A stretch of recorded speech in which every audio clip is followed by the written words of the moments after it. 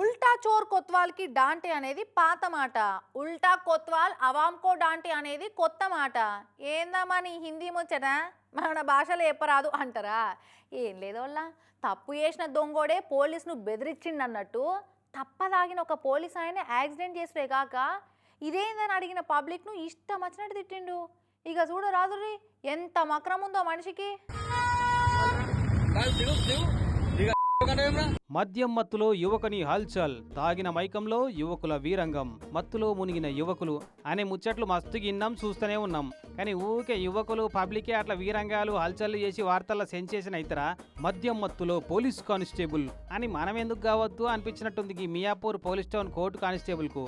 బగ్గ మందు కొట్టి పక్కపంటి పోతున్న కారుకు టక్కర్ చేసుడే గాక ఉల్టా ఎంత రూబాబు చూపెట్టిండో చూడు.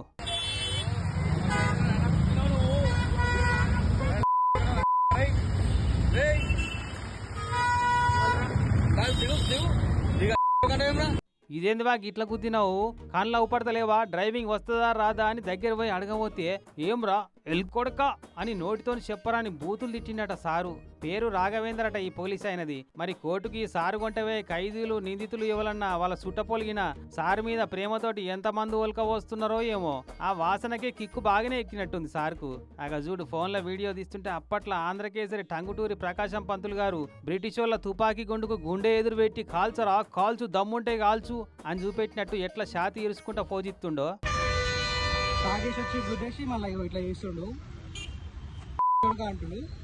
మంచిగానే ఎక్కడ ఎత్తున్నావు కదా అన్న, ముచ్చట బయట పడితే ఇజ్జత్ పోతుంది, డ్యూటీలకి వెళ్ళి సస్పెండ్ అవుతా అన్న భయమే అవపడతలేదు చూడు. ఇంత మంచి సుగుణాలున్న పోలీసు వాళ్ళు డిపార్ట్మెంట్లో లేకపోతే డిపార్ట్మెంట్ పరువు ప్రతిష్టలు దిగజారుడే గాక ఎంతో లోటు ఉంటది ఏం కథ కదా. జర ఏమనుకోకుండా శాఖాపరమైన చర్యలు సస్పెన్షన్ వేట్లస్ ఉంటే ఏం ఏకురిసారు ఈ రాఘవేందర్ గారి మీద. పాపం అస్సలు నోట్లే నాలుకనే లేదు, బూతులు అసలే రావు సార్కు.